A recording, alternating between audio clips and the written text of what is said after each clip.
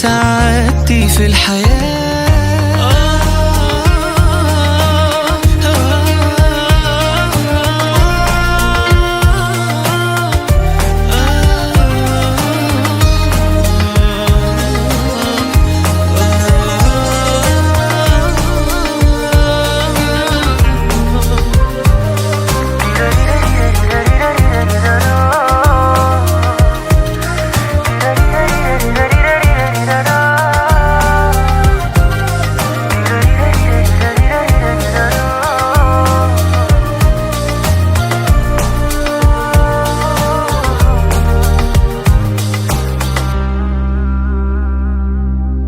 قالت عاملني اني بنتك لو غلطت، وانا وعدي مني اني عمري ما زعلك.